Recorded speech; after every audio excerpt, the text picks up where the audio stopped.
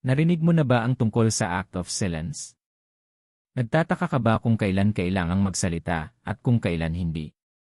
Paano kung sabihin ko sa iyo na ang ilang mga tao sa iyong paligid ay nasa ilalim ng impluwensya ng mga demonyo? Maaari mo bang ibunyag ang higit sa kinakailangan ng hindi mo alam? Totoo ito, ang mga tao ay gumagawa ng mga demonyo sa bahay. Ang mga taong ito ay hindi nakakaintindi kahit gaano pa kahirap ipaliwanag. Kapag nagbahagi ka sa kanila, binabawasan ng mga taong ito ang iyong malalaking larawan sa mga hindi maabot. Bakit subukang ipagtanggol, ipaliwanag, at bigyang katwiran ang iyong sarili sa harap ng mga taong laging yumuyurak sa iyong mga salita at umaatake sa iyo?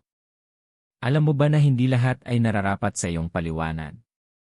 Ang pagpapaliwanag sa gayong mga tao ay nagpapapaliwanag sa iyo sa mga demonyo ng hindi nalalaman. Sa video na ito, tuklasin namin ang mga paraan kung paano mo ipaliwanag ang iyong sarili sa mga demonyo ng hindi nalalaman. Bakit mo dapat ihinto ang pagpapaliwanag sa mga demonyo, at kung paano itigil ang pagpapaliwanag sa mga demonyo? Bakit hindi i-pause at mabilis na mag-subscribe sa channel na ito? Kung gagawin mo pa ito, ay click ang buton ng notification. Nagtataka ka ba kung paano mo na ipapaliwanag ang iyong sarili sa mga demonyo ng hindi nalalaman? Nagtataka ka ba kung paano ka nagbubunyag ng impormasyon tungkol sa iyong sarili sa mga demonyong hindi mo man lang nakikita? Hindi na magtaka. Kapag nakipag-ugnayan ka sa mga taong nasa ilalim ng impluwensya ng mga demonyo, nakikipag-ugnayan ka sa mga demonyo ng hindi nalalaman. Naaalala mo ba ang kwento ng baliw ni Gadarin na nakunan sa unang kabanata ni Marcos? Sinapian ng lehiyon ng mga demonyo ang binata. Napansin mo ba na ang talakayan ay sa pagitan ni Jesus at ng mga demonyo sa lalaki? Sa pisikal, ang lalaki ang nagsasalita at sumasagot kay Jesus. Kung titinang mabuti ang mga tugon, makikita natin na ang mga demonyo ang kinakausap at inuutusan ni Jesus. Sinasabi ng Biblia sa Marcos 5:10. Pagkatapos ay tinanong siya ni Jesus, "Ano ang iyong pangalan?" "Ang pangalan ko ay Legion," sagot niya, "dahil marami kami." At paulit-ulit niyang pinakiusap si Jesus na huwag silang paalisin sa lugar na iyon. Alam ni Jesus ang mga demonyo sa lalaki. Mas alam niya na nakikipag-ugnayan siya sa mga demonyo sa lalaki sa pamamagitan ng pakikipag-usap sa lalaki. Ang lalaki ay maaaring makipag-usap kay Jesus nang ang mga demonyo ay pinalaya sa kanya. Ito ay nagpapakita na kapag ang mga demonyo ay nagmamay-ari ng mga tao, ang kanilang mga labi ay maaaring gumagalaw kapag sila ay nagsasalita, ngunit hindi sila nagsasalita o kumikilos sa kanilang kalooban, ang demonyong nasa kanila ang namamahala. Dahil alam mong ipinapaliwanag mo ang iyong sarili sa mga demonyo sa pamamagitan ng pagpapaliwanag ng iyong sarili sa mga taong nasa ilalim ng impluwensya ng mga demonyo, tutuklasin namin kung bakit dapat mong ihinto ang pagpapaliwanag ng iyong sarili sa mga demonyo. Ang pag-alam sa mga kahihinatnan ng isang aksyon ay isang magandang motibasyon upang ihinto ang naturang aksyon. Bakit mo dapat ihinto ang pagpapaliwanag sa iyong sarili sa mga demonyo? Bakit kailangan mong gawin ang prinsipyo ng katahimikan kapag ginagamit ng dyablo ang mga tao para salakayin ka, maling pakahulugan ang iyong mga kilos, o pilipitin ang iyong mga salita? Bakit hindi mo dapat ihagis ang iyong mga perlas sa harap ng mga baboy at bigyan ang mga aso ng kung ano ang sagrado? Tayo ay nasa isang paglalakbay na puno ng liwanag at kaalaman. Patuloy na manood. Kapag huminto ka sa pagpapaliwanag ng iyong sarili sa mga demonyo at mga tao, ikaw ay kumikilos tulad ng iyong Panginoon na si Jesucristo, at ikaw ay sumusunod sa kanyang mga tagubilin. Naaalala mo ba noong si Jesus ay hinarap kay Pilato sa ika-27 kabanata ng Mateo? Ang mga punong saserdote at matatanda ay naghain ng maraming maling paratang laban kay Jesus sa harap ni Pilato. Inaasahan ng lahat na si Jesus ay magsisimulang ipaliwanag at ipagtanggol ang kanyang sarili sa harap ng isa na makapagbibigay sa kanya ng kalayaan. Sa halip, maliban sa pagpapaliwanag, si Jesus ay hindi tumugon sa lahat ng mga akusasyon laban sa kanya. Ito ay namangha at nalito sa gobernador. Malamang na alam ni Pilato na nagsisinungaling ang mga pinuno ng relihiyon at kailangan ni Jesus na bigyang katwiran ang kanyang sarili at maging malaya, ngunit nanatiling tahimik si Jesus. Ano kaya ang nagpatahimik kay Jesus sa gayong maselan na panahon ng pagsubok? Bakit hindi siya nagsalita at nagbigay katwiran sa kanyang sarili upang siya ay maging malaya at muling makasama ang kanyang mga disipulo? Si Pilato at ang mga pinuno ng relihiyon ay hindi sapat sa espiritual na gulang upang maunawaan ang misyon ni Jesus sa lupa. Ito ang dahilan kung bakit palagi nilang ipinaglalaban si Jesus upang gawin kung ano ang kanyang ipinanganak upang gawin. Hindi sinayang ni Jesus ang kanyang mga salita sa harap ni Pilato upang bigyang katwiran at ipagtanggol ang kanyang sarili sa harap ng isang taong hindi nakaunawa at tumanggap ng katotohanan. Nakikita ni Jesus ang mga taong nasa ilalim ng impluwensya ng mga demonyo, mga taong pinangungunahan ng prinsipe ng mundo upang matiyak na si Jesus ay ipinako sa krus. Ito ang dahilan kung bakit siya nanalangin na patawarin ng Panginoon ang mga tao, dahil hindi nila alam kung ano ang kanilang ginagawa, mga taong ganap na kontrolado ng mga demonyo sa loob. Walang nakitang dahilan si Jesus para ipaliwanag ang kanyang sarili sa mga demonyo sa pamamagitan ng pagpapaliwanag kay Pilato at sa mga pinuno ng relihiyon. Ikaw ba ay kumikilos tulad ng iyong Panginoon kapag nakikibahagi ka rin sa karunungan ng katahimikan sa harap ng ilang mga tao? May kilala ka bang mga taong hindi sapat sa espiritual na gulang upang maunawaan ang mga hiwagang ipinapakita ng Diyos sa iyo?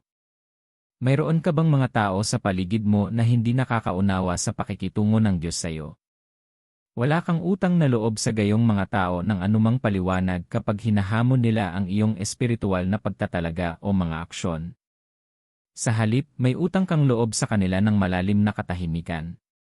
Hindi sinasabi ni Jesus na kailangan nating tumahimik sa harap ng lahat. Hindi, si Jesus ay hindi tahimik sa harap ng lahat ng tao. Halimbawa, hindi siya tahimik sa harap ng kanyang mga disipulo, palagi siyang nakikipag-usap sa kanila at tinuturuan sila ng husto. Ipinaliwanag ni Jesus ng detalyado ang kanyang itinuro bilang isang talinghaga sa karamihan. Palagi niyang sinasagot sila kapag nagtanong sila sa kanya at nangangailangan ng kalinawan. Si Jesus ang iyong modelo. Ang pagkilos na tulad niya ay marahil ang iyong layunin. Ang isang paraan upang kumilos ka tulad ni Jesus ay ang pagtigil sa pagpapaliwanag ng iyong sarili sa mga demonyo. Alam mo ba na ang iyong desisyon na tumanggi na ipaliwanag ang iyong sarili sa mga demonyo sa mga tao ay isang pagpapakita ng pagsunod sa tagubilin ng Diyos? Nagulat ka ba sa narinig mo? Sama-sama nating tingnan ito. Alalahanin ang babala ni Jesus sa Mateo 7:6. Huwag mong bigyan ang mga aso ng bagay na sagrado, huwag itapon ang iyong mga perlas sa mga baboy. Kung gagawin mo, maaari nilang yurakan ang mga ito sa ilalim ng kanilang mga paa, at lumiko at durugin ka. Hindi literal na baboy o aso ang tinutukoy ni Jesus. Inilalarawan niya ang mga tao na ang mga kilos at ugali ay sobrang baluktot. Ang pakikisalamuha sa gayong mga tao ay parang pagpapakain ng mga perlas sa mga baboy at paghahagis ng sagrado sa mga aso. Kapag sinubukan mong ibahagi ang mga perlas ng karunungan na ibinigay sa iyo ng Diyos sa mga taong hindi makatanggap nito, itinapon mo sa putik ang isang bagay na mahalaga, kung saan ito ay yurakan. Ang parehong mga tao ay madalas na lumiliko at pumunit sa iyo. Ano ang iyong mga perlas? Ang iyong mga perlas ay ang mga sagradong bagay na ipinagkatiwala sa iyo ng Diyos. Kabilang dito ang karunungan na kanyang inihayag at ang pagpapahid na kanyang inilagay sa iyong buhay, kapayapaan, lakas, pangarap at pagtawag. Ang mga bagay na ito ay hindi nilalayong itapon ng walang ingat sa mga hindi magpapahalaga sa kanila. Ang mga regalo ng Diyos ay banal at dapat silang tratuhin ng ganoon. Naibahagi mo na ba ang isang makapangyarihang salita na ibinigay sa iyo, para lamang ito ay kutyain, pilipitin, o baliwalain? Naranasan mo na bang ibuhos ang iyong puso sa isang tao, sa paniniwalang maintindihan nila, para lang gamitin nila ang iyong kahinaan bilang bala laban sa iyo? Iyan ang nangyayari kapag inihagis mo ang iyong mga perlas bago ang mga baboy. Itinuturo sa atin ni Jesus ang isang bagay na makapangyarihan dito. Hindi lahat handa sa katotohanang dala mo.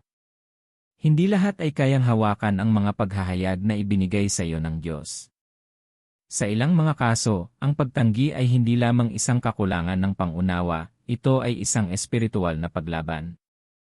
Nag-aalok ka ng isang bagay na banal sa isang tao na ang puso ay hindi handang tanggapin ito. Tatapakan ang iyong mga perlas. Ang karunungan, kapayapaan, at mga sagradong katotohanang ibinabahagi mo ay ipagwawalang bahala.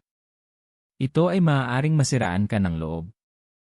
Ito ang dahilan kung bakit iniutos ng Diyos na itigil ninyo ang pagbibigay ng sagrado sa mga aso at ang inyong mga perlas sa mga baboy.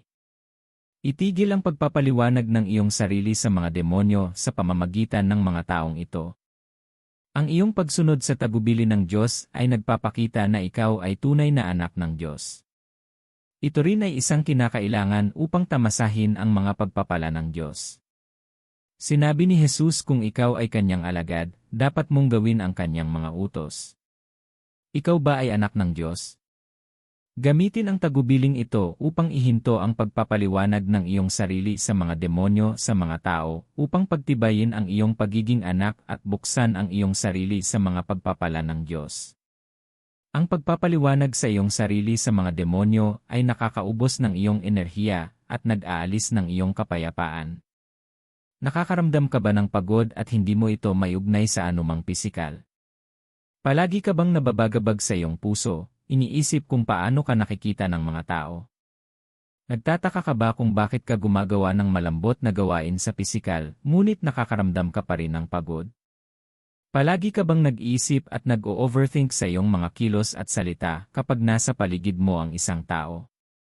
Palagi ka bang nababaliw pagkatapos makipag-ugnayan sa isang partikular na tao? Marahil ay ipinapaliwanag mo ang iyong sarili sa mga demonyo sa pamamagitan ng taong iyon. Walang masama sa iyo physically. Ito ay ang emosyonal na pagkahapo. Hindi ka napapagod, naubusan ka lang ng paliwanag sa sarili mo. Ito ay isang emosyonal na issue na lubos na nakakaimpluwensya sa iyong pisikal na katawan. Nakakadismaya kapag hindi ka naintindihan ng isang taong walang pakialam sa iyong opinyon. Ang hirap kapag mali ang paghusga sa iyo ng mga taong walang pakialam sa iyong nararamdaman o mga taong nang udyok sa iyo at nabaluktot ang iyong mga salita. Naaalala mo ba ang taong tinawag na Moises sa Biblia? Isa siyang lalaking puno ng responsibilidad. Nahirapan si Moises sa mga tao. Ang kanilang numero ay hindi ang problema. Pinamunuan ni Moises ang mga tagasunod na hindi tapat sa kanya. Hindi nila gusto ang lupang pangako. Mas gusto nilang manatili pabalik sa Egypt. Palagi silang nagbubulong-bulungan kapag nahaharap sila sa mga hamon sa paglalakbay patungo sa lupang pangako. Lagi nilang sinisisi si Moses sa hindi nila pagpayag na manatili sa Ehipto. Patuloy na ipinaliwanag ni Moises ang kanyang sarili upang ipaunawa sa kanila kung ano ang hindi nila gustong unawain. Ito ang naging dahilan ng pagkabigo ni Moises ng maraming beses. Gayunman, desidido si Joshua na lumipat sa lupang pangako nang siya ay maging pinuno nila. Ang kanilang mga negatibong pag-uusap ay hindi nag-abala sa kanya. Kailangan mong ihinto ang pagkilos tulad ni Moses na patuloy na nagpapaliwanag sa kanyang sarili. Simula ng pagkilos tulad ni Joshua na nag-aalala lamang tungkol sa pagpapatupad ng mga salita ng Diyos, lalo na kung mahalaga sa iyo ang iyong layunin. Ang pagbibigay ng mga paliwanag sa mga demonyo ay tumatagal ng iyong lakas.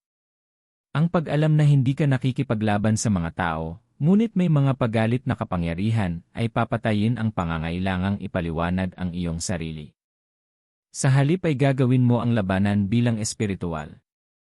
Alam ng mga demonyo na kailangan mo ng lakas at kapayapaan para matupad ang iyong layunin.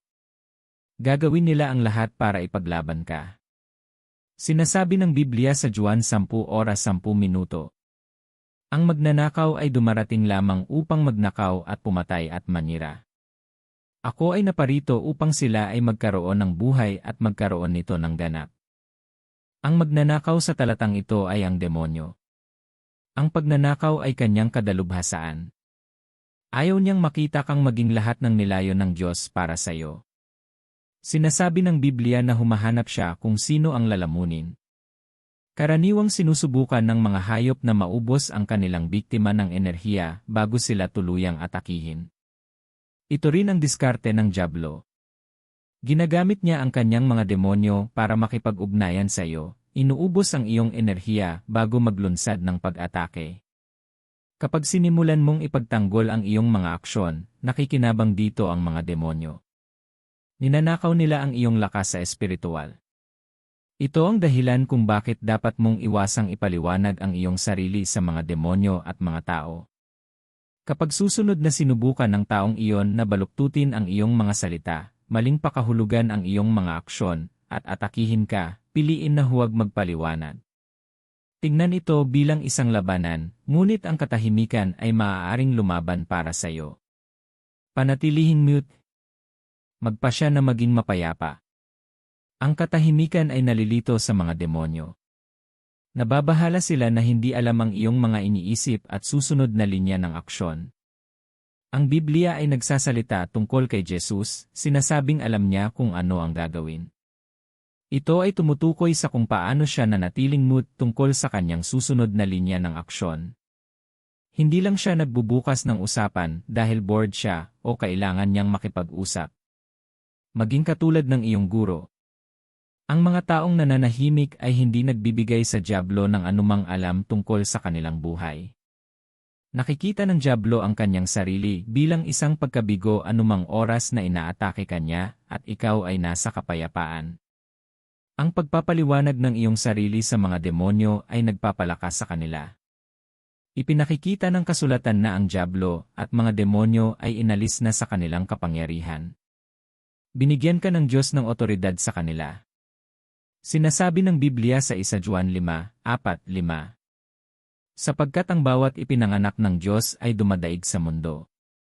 Ito ang tagumpay na dumaig sa mundo, maging ang ating pananampalataya.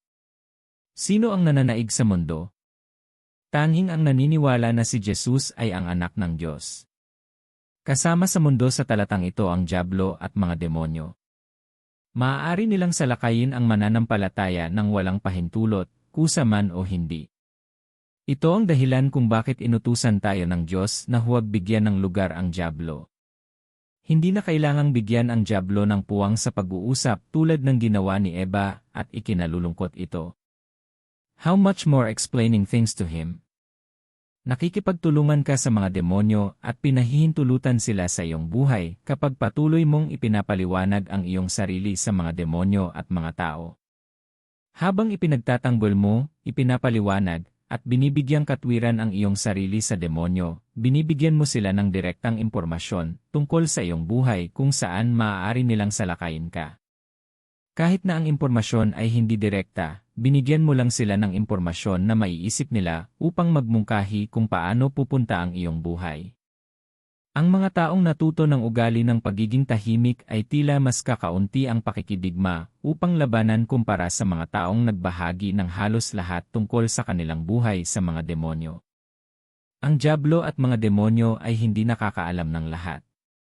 Hindi nila alam ang lahat tungkol sa iyong buhay at kapalaran. Sa pamamagitan ng pag-aaral ng mga pangyayari sa paligid mo, iminumungkahi lamang nila kung ano ang magiging hitsura nito. Halimbawa, alam nila na ang isa sa mga palatandaan ng isang pinahiran ng Diyos ay ang gayong mga pangyayari mula sa murang edad. Kapag nakita nila ang pagdagsa ng mga supernatural na pangyayari sa paligid ng isang batang lalaki, nagsimula silang makipagdigma upang madiskaril ang gayong bata. Hindi dahil alam nila ang kinabukasan ng bata, ngunit maaari nilang imungkahi ito. Mga minamahal, dahil alam mo kung bakit kailangan mong ihinto ang pagpapaliwanag sa iyong sarili sa mga demonyo at mga tao, mahalagang maunawaan kung paano ito gagawin. Panahon na upang wakasan ang kamangmangan na nagbukas ng pinto ng iyong buhay sa madilim na puwersa. Tuklasin natin ang mga katotohanan ito. Ang unang bagay na dapat mong gawin ay matutong ilagay ang mga tao kung saan sila nararapat. May mga taong mahalaga at ang ilan ay hindi mahalaga sa iyong buhay. Ang ilang mga tao ay nagmamalasakit sa iyo at sa iyong nararamdaman, samantalang ang iba ay hindi gaanong nagmamalasakit sa iyong nararamdaman. Kilalanin ang mga taong nakapaligid sa iyo na palaging kumikilos na parang nasa ilalim ng impluensya ng mga demonyo. Ang mga taong ito ay walang pakialam sa iyong panig ng kwento. Ni hindi ka nila pinakikinggan. Ang mga demonyo sa kanila ay pumipili lamang kung ano ang gagamitin laban sa iyo. Inaatake ka nila sa mga sinasabi mo. Iyon ang dahilan kung bakit kailangan mong ihinto ang pakikipag-ugnayan sa mga demonyong ito. Tandaan, plano nilang papagodin ka. Kapag tumugon ka sa kanilang mga nag-trigger, ito ay nasasabik sa kanila. Gusto nilang makita kang nadidismaya, nagagalit at naglalaway. Kapag nagsasalita ka sa gayong mga sandali, hindi mo lang sinasabi ang nararamdaman mo, pinapakain mo ang mga demonyong ito. Dapat mong ihinto ang pagkahulog sa kanilang pain. Dapat kang maging mas matalino sa pamamagitan ng paggamit ng katahimikan. Ito ay ang iyong kapangyarihan. Mayroon kang pagkilos laban sa iyong kaaway. Itigil ang pagpapatingin sa mga tao kung ano ang nangyari, lalo na kapag hindi sila nakikinig. Dapat mong ihinto ang pagbibigay ng iyong lakas at kapayapaan sa mga lumalamon nito. Dapat mong alisin ang mga emosyon sa iyong desisyon at alisin ang mga ito sa iyong buhay. Habang tumatagal sila, masasakal sila sa iyong paglaki. Ang mga demonyong ito ay mga damong humahadlang sa pagbabago. Ang kanilang presensya sa iyong buhay ay magpapanatili sa iyo sa mga ikot. Dapat mong yakapin ang katahimikan bilang isang pamumuhay. Hindi mo kailangang bigyang katwiran ang iyong mga aksyon. Ang iyong katahimikan ay mas malakas kaysa sa mga salitang ilalabas mo. Panatilihin ang paliwanag na iyon. Let your silence do the talking, ito rin ay isang anyo ng pananalita, hindi mo alam. Itigil ang paghahanap sa mga demonyong ito upang patunayan ka o tanggapin ang iyong mga aksyon. Iyon ang dahilan kung bakit kailangan mong magtakda ng mga hangganan. Dito ka naninindigan sa ilan sa mga taong ito. Hindi para makipag-away o makipagtalo sa kanila. Sa halip, ito ay isang sandali upang alisin sila sa iyong buhay. Hindi ka na gumagawa ng pity party o nagtitiis sa mga kasinungalingan na sinabi nila. Ikaw ay lumalaya mula sa kanilang mga gapos. Matatag mong sinasabi sa kanila na hindi sila maaaring magkaroon ng kontrol sa iyo, ito na ang oras upang magtakda ng malusob na mga limitasyon at ilagay ang mga ito kung saan sila nararapat. Maaaring makahulugan iyon na kailangan mong i-block sila sa iyong social media feed. Kailangan mong bawasan kung gaano ka kadalas nakikinig sa mga tantrums na ibinabato nila kapag hindi sila makakasama sa iyo. Oras na para ipaalam sa kanila na nakikita mo sila kung ano sila. Kapag nagsimula kang magtakda ng malusob na mga limitasyon, pakiramdam mo ay ligtas ka. Ito ay lilikha ng isang magandang kapaligiran upang tanggapin ang mga pagpapala ng Diyos. Makakatanggap ka rin ng buo at lakas para sumulong. Iyon ang dahilan kung bakit dapat kang laging magtiwala sa patnubay ng Diyos. Mag-ingat kapag nakikipagkita sa isang tao at nakakaramdam ng pagkabalisa sa kanila sa unang pagkakataon. Sinasabi ng Biblia na si Jesus, sa kanyang bahagi, ay hindi ipinagkatiwala sa kanila ang kanyang sarili dahil kilala niya ang lahat ng tao. Ang mga demonyong espiritong ito ay naglalabas ng isang masama at nakasisilaw na enerhiya. Kung ikaw ay isang Kristiyano, palagi mong makikita ang kanilang presensya na nakakagambala. Ang dahilan kung bakit ito nangyayari ay ang banal na espiritu. Sinasabi ng Galatia 5:17, sapagkat ang laman ay naghahangad ng laban sa espiritu, at ang espiritu ay laban sa laman. Sila'y nagsasalungat sa isa't isa. Ang kaharian ng liwanag ay hindi kailanman maaaring sumang-ayon sa kaharian ng kadiliman. Patuloy silang nasa digmaan laban sa isa't isa. Kung ikaw ay puspos ng espiritu, at may isang taong may demonyo sa paligid mo, babalaan ka ng banal na espiritu. Kapag sinubukan nilang pumili ng away o magpakita ng mga katangiang tila nakakabagabag, malalaman mo ito. Ang mga demonyo ay may higit na kapangyarihan kapag sila ay hindi napapansin. Pananatilihin ka nila sa isang siklo ng pagkakasala at patuloy na pagkahapo, mula sa pagpapaliwanag o pagsisikap na maunawaan kung bakit hindi ka nila gusto. Ito ang dahilan kung bakit kailangan mong maging sensitibo. Ang iyong espiritual na antena ay dapat na aktibo.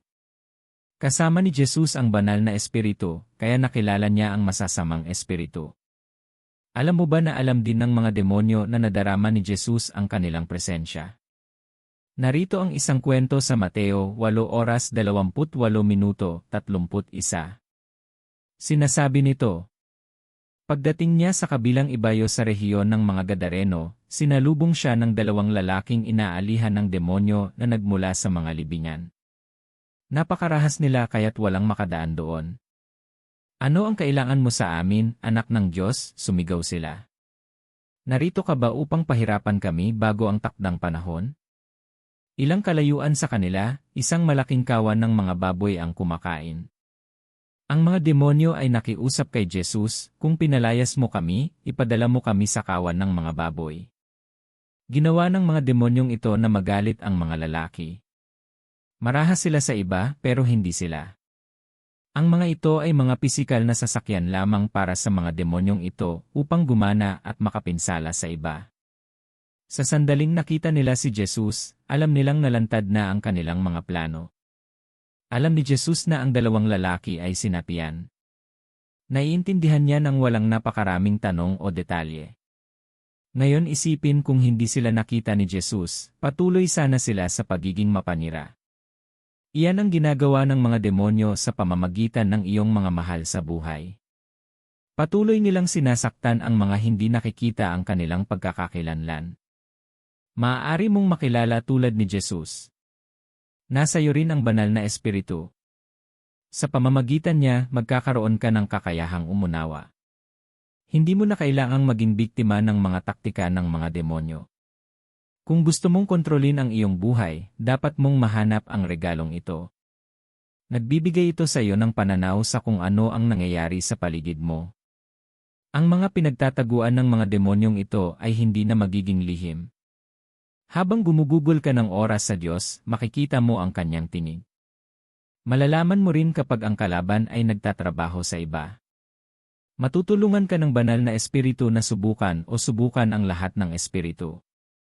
Binibigyang daan kanyang manghuli ng masasamang espiritu at pinapanatili kang isang hakbang sa unahan nila. Iyan ang dahilan kung bakit kailangan mo ring matutong mag-aral ng salita ng Diyos. Nagbibigay ito sa iyo ng kakayahang makilala ang mabuti at masama. Kapag hinayaan mong punan nito ang iyong isip sa pamamagitan ng pagmumuni-muni, ipinapakita nito sa iyo ang tamang landas. Tinutulungan ka nitong gumuhit ng linya sa pagitan ng pagmamanipula ng demonyo at pagwawasto mula sa iyong mga mahal sa buhay. Mapapansin mo kapag ang mga pagkilos ng mga demonyong ito ay nagpabalik sa iyo sa espiritual at emosyonal. Malalaman mo kapag sinubukan nilang pigilan ang iyong masasayang sandali upang panatilihing malungkot ka. Mapapansin mo kung gaano katalo at pagod ang nararamdaman mo pagkatapos mong makasama sila. Madarama mo ang kanilang pangangailangan na kontrolin ang iyong mga pagpipilian at opinyon. Makikita mo kung paano nila sinusubukang kunin ang iyong isip at panatilihin kang nasa pagkakasala. Bago nila isagawa ang kanilang mga plano, malalaman mo. Minamahal, kailangan mo palagi ng tulong ng Diyos, kaya hindi mo siya dapat baliwalain. Kadalasan, mas gusto ng tao na pakinggan ng lahat maliban sa Diyos. Ang problema ay walang pakialam ang mga taong kausap mo. Ayaw nilang malaman dahil hindi ka nila minahal. Kahit na nalaman mo kamakailan ang hindi nila gusto, hindi ito nangangahulugan na gusto ka nila sa nakaraan. Marahil ay nabulag ka sa iyong pangangailangan na ma-validate at hindi nakita ang mga palatandaan. Gayunpaman, mayroong isang tao na tunay na nagmamahal sa iyo, ito ay ang Diyos. Inalagaan ka niya ng walang dahilan. Noong ikaw ay makasalanan pa, si Kristo ay namatay para sa iyo at gagawin niya itong muli. Dapat mong kausapin ang Diyos sa halip na ang mga demonyo sa iyong mga mahal sa buhay. Dapat mong ihinto ang pagsasabi ng iyong bahagi sa mga hindi nagpapahalaga nito. Ang mga demonyo ay nagpaparumi sa kanilang espiritu, kaya hindi ka nila maintindihan. Pinili nilang hindi makita ang iyong mga dahilan. Bilang default, nakatakda silang hatulan ang lahat ng iyong sasabihin. Gayunpaman, laging handang makinig ang Diyos. Nakita niya ang ginawa nila. Hindi mo kailangang patunayan ang iyong punto. Naunawaan niya ang iyong mga aksyon at hindi siya laban sa iyo. Ang isa sa mga dahilan kung bakit ang mga hindi malusog na siklo na ito sa mga demonyo ay humahaba ay ang iyong kamangmangan. Dapat mong palaging gawin itong tama sa kanila, kahit na wala kang kasalanan. Lagi mong sinisikap na mapabilang sa magagandang aklat ng mga demonyong ito, kahit na ito ay nagpapalungkot sa iyo. Kaibigan, dapat mong tapusin ito. Oras na para magbago. Nakipag-usap ka sa mga maling tao. Oras na para makipag-usap sa tamang tao. Dapat mong matutunan ang ugali ng pakikipag-usap sa Diyos sa mga sandaling tulad nito. Siya lamang ang makapagbibigay sa iyo ng kaaliwan. Ipaparamdam niya sa iyo na mahal ka at maririnig na dapat kang manatiling saligan at hindi matitinag. Bumuo ng isang hadlang sa iyong isipan laban sa salita ng gayong mga tao. Idiskonekta ang iyong sarili mula sa kanila ng emosyonal. Sa ganitong paraan, hindi sila palaging nasa ilalim ng iyong balat. Hihinto ka sa pagre-react sa kanila gaya ng ginawa mo dati. Mapapansin nila ang pagbabago kapag sinubukan nilang biguin ka. Isa sa mga paraan na magagawa mo iyon ay sa pamamagitan ng paghahanap sa layunin ng Diyos. Ituon mo ang iyong mga mata sa kung ano ang ipinagagawa sa iyo ng Diyos.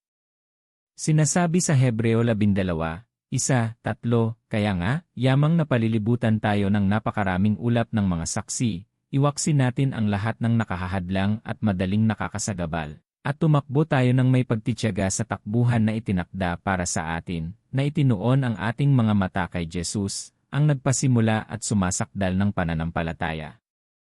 Isaalang-alang siya na nagtiis ng gayong pagsalansang ng mga makasalanan upang hindi kayo mapagod at mawalan ng loob. Nais ng talatang ito na gayahin mo si Jesus. Hindi niya pinansin ang mga masasamang bagay na sinasabi ng mga tao tungkol sa kanya. Si Jesus ay nagsagawa ng sining ng katahimikan. Tandaan, hindi ang kawalan ng mga salita, sa halip ay nagsasalita ito sa tamang paraan. Alam ni Jesus kung paano gawin yon. Na walang alitan, pinanatili niya ang kanyang katahimikan. Ang backlash ay hindi nakaapekto sa kanya. Mayroong isang bagay na inalagaan ni Jesus hanggang sa siya ay umalis sa lupa, ito ay ang paggawa ng kalooban ng kanyang Ama.